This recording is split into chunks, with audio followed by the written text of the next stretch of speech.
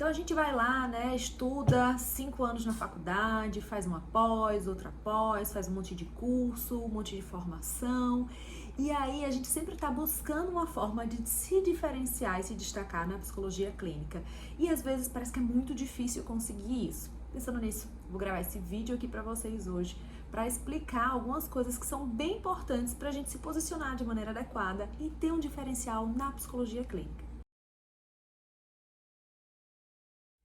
Então vamos lá, gente, como a gente pode se diferenciar de fato na psicologia clínica, né? Já que tem tanta demanda de psicólogo, tanta gente por aí, será que eu vou ser só mais um? Como é que eu posso fazer para não ser só mais um na multidão, né?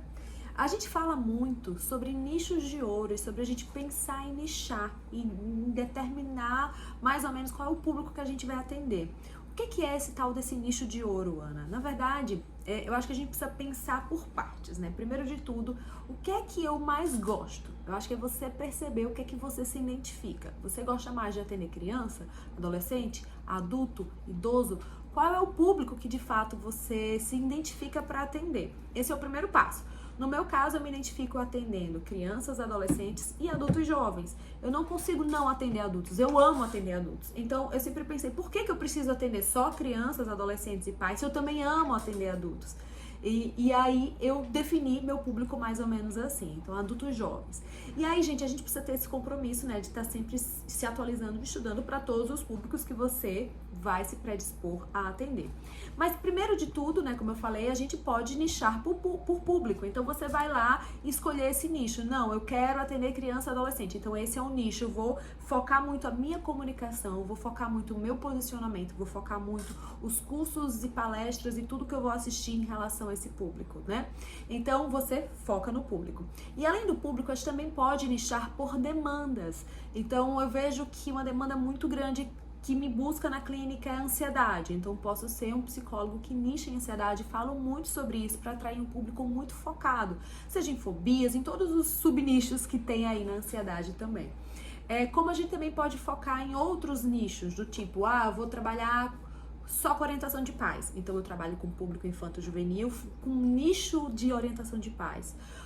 Ou eu posso trabalhar com transtornos alimentares e ter um nicho aí dentro dos transtornos alimentares de TARI, por exemplo. Então você pode focar no nicho por público e focar no nicho também por temas específicos. Isso a gente vai ter que levar em consideração alguns pontos. A identificação, como eu falei aqui no início do vídeo, e também, gente, a gente precisa fazer uma análise de mercado. O que está em alta de demanda? O que vai me procurar mais? O que eu acho que também pode ser rentável para eu me posicionar de uma maneira adequada na clínica?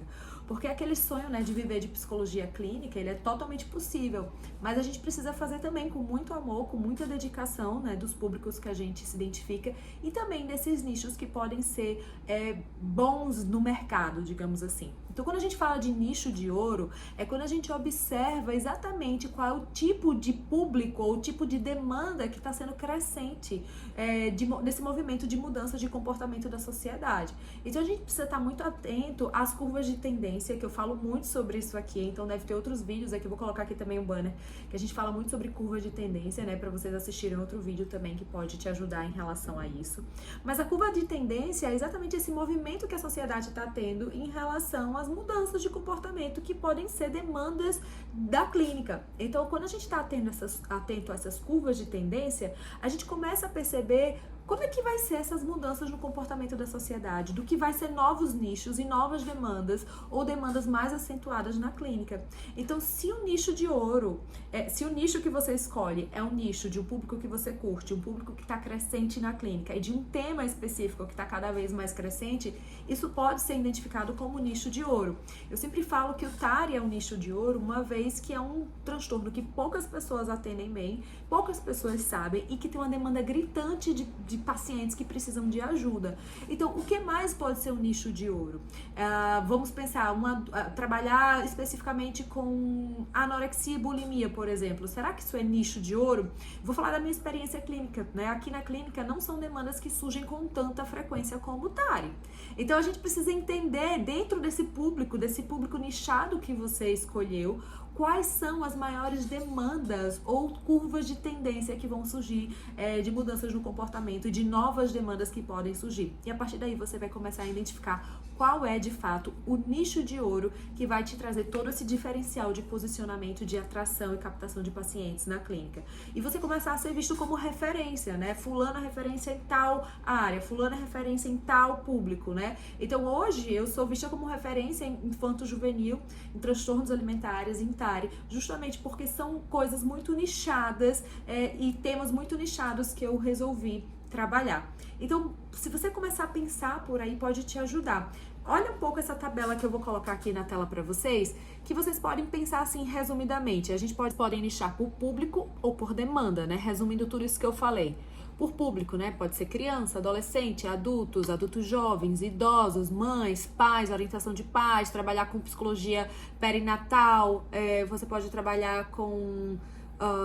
enfim, várias coisas. Ou por demandas, trabalhar só com ansiedade, com depressão, transtornos alimentares, autismo, pessoas que foram abusadas sexualmente, identidade de gênero, etc, etc, TARI. Então, essa tabela também pode te ajudar, né, para definir um pouquinho mais dessa definição dos nichos. Então, também a gente pode ter outra dúvida, né? Eu atendo adultos e eu quero nichar em transtornos de ansiedade.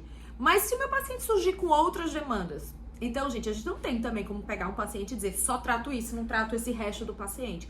Por isso que é importante a gente compreender de um todo e trabalhar como um todo e se manter em estudo, né? Então, quando você trabalha com a infância e adolescência, é um leque de coisas. Mas quando a gente nicha, meio que dá um direcionamento. Por exemplo, eu não atendo autismo, eu não sou especialista em autismo. Então, geralmente eu encaminho quando vem um paciente com essa demanda específica.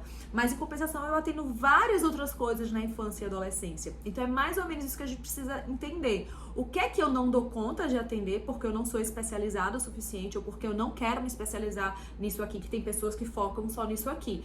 Porque um paciente, seja ele criança, adolescente ou adulto, ele não vai ter só uma demanda, né? Quando vai pra clínica, vai ter demandas diversas pra gente trabalhar.